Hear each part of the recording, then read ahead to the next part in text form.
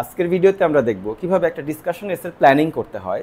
4 থেকে 5 মিনিটে প্ল্যানিংটা সেরে কিভাবে 3 থেকে 4 মিনিটের ভিতরে একটা সুন্দর ইন্ট্রোডাকশন লেখা যায় সেটাও দেখব। এখন আমরা যদি এরকম একটা কোশ্চেন নেই, some people think that all university student should study whatever they like, যা খুশি তাই পড়বে, ফাইন। তাহলে এই পর্যন্ত আমার একটা অপিনিয়ন গেল। হোয়াট এভার দে লাইক, কারা এরা? ইউনিভার্সিটি স্টুডেন্ট, স্টাডি করবে whatever they like, fine, একটা topic. Others believe that they should only be allowed. They কারা? ইউনিভার্সিটি স্টুডেন্টস, দে হচ্ছে university student. They should only be allowed, তাদেরকে শুধুমাত্র allow করা হবে, অনুমতি দেওয়া হবে টু স্টাডি কি? Subjects that will be useful in the future, ফিউচারের জন্য ইউজফুল সাবজেক্ট। উদাহরণ হিসেবে দিল science and technology related subject. এই রিলেটেড সাবজেক্টগুলোই মূলত ফিউচারের জন্য ইউজফুল বলে আমরা জানি। আচ্ছা, তো আমাকে দুটো ডিসকাস করতে বলছে, ওকে, অ্যান্ড আপনার ওপিনিয়ন দিতে বলছে। তো ডিসকাশনের পার্টটা আপনাকে থাকতে হবে নিউট্রাল, ওপিনিয়নের পার্টে গিয়ে আপনি কোনো একটা পক্ষকে সমর্থন করতে পারেন। আচ্ছা, এখন এই টাইপের কোশ্চেন প্যারাফ্রেজ করলে ঘুরে ফিরে এটাই চলে আসার সম্ভাবনা আগেরটার চাইতে বেশি। অ্যাডভান্টেজ ডিসঅ্যাডভান্টেজ প্যারাফ্রেজ করা কম্পারেটিভলি ইজি, কারণ ওখানে অ্যাডভান্টেজ গুলো বা ডিসঅ্যাডভান্টেজ গুলো আমরা অ্যাড করে দিতে পারছি, তাহলে তো আমার নিজের হয়ে যাচ্ছে বাক্যটা, তাই না? তো এইটা প্যারাফ্রেজ করা একটু কঠিন। এই ক্ষেত্রে একটা জেনারেল সেন্টেন্স আমরা দিয়ে শুরু করতে পারি। তো ফার্স্টলি আমরা এখানে টোটাল যা পেয়েছি দুটো ভিউ। দুটো ভিউ কি নিয়ে? ইউনিভার্সিটি স্টুডেন্টের স্টাডি সাবজেক্ট নিয়ে, ইউনিভার্সিটি স্টুডেন্টের স্টাডি সাবজেক্ট। তাহলে আমরা বিষয়গুলো একটু নোট করে নেই। University students subject of study,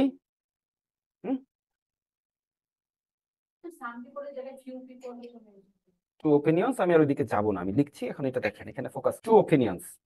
okay, fine. আমরা বলছিলাম একটু আমরা নোট করে নিব। প্রথম বিষয়টা কি? Whatever they like, whatever they like study করার বেনিফিট কি? তাহলে কি হচ্ছে? তাদের ফ্রিডম অফ স্টাডিটা থাকছে। এটা হোয়াট এভার দে লাইকের।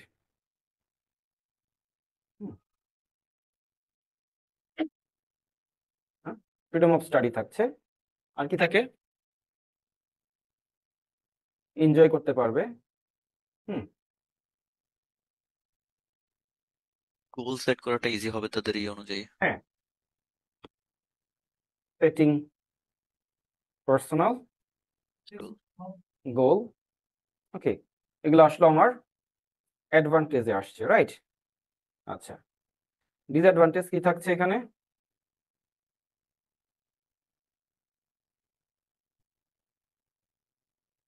Limited opportunity in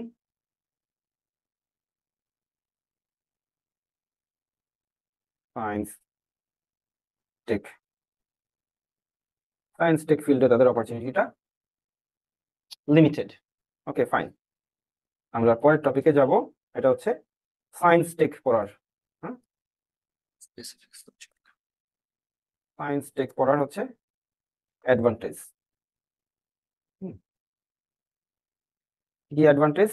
as they said, useful for future, ওরা তো একটা বলে দিল। আর কি? আর কি বলেন, আপনারা বলেন। ফিউচারের জন্য ইউজফুল হবে। এই পপুলার অপশন বিদায় অনেক মানে যে কোনো জায়গায় পড়ার সুবিধা থাকে বা হ্যাঁ, এই ফ্যাসিলিটিস গুলো থাকে। ডিসঅ্যাডভান্টেজে আসি। All are not capable to. হ্যাঁ, লেস ফ্লেক্সিবল, হ্যাঁ, লেস ফ্লেক্সিবল এডুকেশন। তারপর তাহলে এখানে যেটা ছিল ফ্রিডম, সেটা হচ্ছে লেস। হ্যাঁ, may or may not, enjoy করতেও পারে, নাও করতে পারে। May or may not be enjoyable, হতেও পারে, নাও হতে পারে। হ্যাঁ, পছন্দের সাবজেক্ট যদি হয় সায়েন্স আপনার, তাহলে তো এনজয় করছেনই। যদি পছন্দের না হয় তখন তারা এনজয় করছেন না। ওকে, তাহলে তো আমরা ওখানে যে সুবিধাগুলো দিচ্ছি এখানে সেটা হ্যাঁ, ডিসঅ্যাডভান্টেজ হিসেবে ইউজ করতে পারি প্রথমে। টার্ন ইনটু, জোর করে যদি পড়ানো হয়, ইঞ্জিনিয়ার পাঠানো বা ভর্তি করে দিল বাপে, সেক্ষেত্রে আমরা আমার এডুকেশনের ফ্লেক্সিবিলিটি কমে আসবে, আমি এনজয় করতেও পারি, নাও করতে পারি। যদি না করি, এটা টোটাল ডিজাস্টার হবে, waste of time, no qualifications, and ultimately no qualifications means কি, নো জব। অ্যানালিসিস তো হলো, এখন আমরা দেখব এই পয়েন্টগুলো দিয়ে কিভাবে একটা সুন্দর ইন্ট্রোডাকশন লেখা যায়।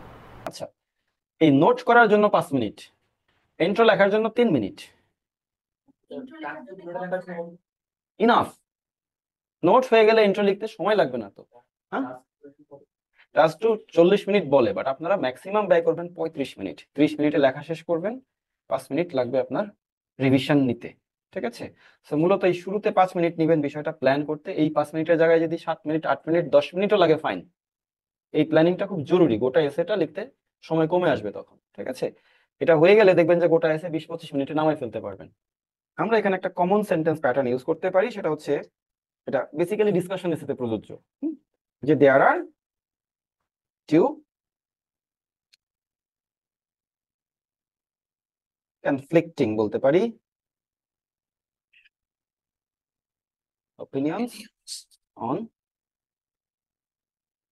subject choice for university students. Okay, so one party supports, কি সাপোর্ট করছে, স্পেসিফিক ফ্রিডম অফ স্টাডি। ওইটাই তো, হুম। Freedom of study, which means student can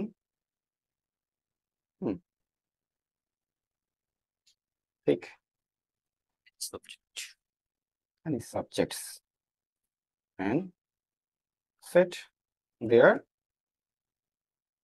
personal goal। যে ওখান থেকে নিয়ে নিয়ে এখন সুন্দর এখানে বসিয়ে দেওয়া যাবে। মানে এই বিষয়টা, সুন্দর বসিয়ে দেওয়ার বিষয়টা হচ্ছে টোটালি একটা পার্সোনাল প্রসেস, এটা না ট্রান্সফার করা সম্ভব না। আমি টেকনিক্যালি আপনাদেরকে শো করতে পারি যে এইভাবে নোট করে নিলে তারপরে ওই নোটগুলো এখানে লেখাতে ব্যবহার করা যায়। How do you use it, this is entirely your own way of thinking, connect করা ওই পয়েন্টটা।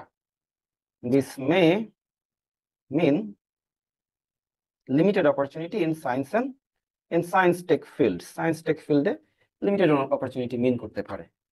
ওকে, এটা পড়ে কেউ বলবে আপনি এখান থেকে কপি করছেন? সম্ভব না কিন্তু, রাইট? সো পয়েন্টস গুলো নিলেন, একটা জেনারেল স্টেটমেন্ট, এলে একটু সুবিধা হয় বিষয়টা ইন্ট্রোডিউস করতে। ঠিক আছে, ছোট্ট টু ওপিনিয়ন্স। আচ্ছা, ফাইন। দ্বিতীয় বিষয়টা আমরা লিখবো এখন।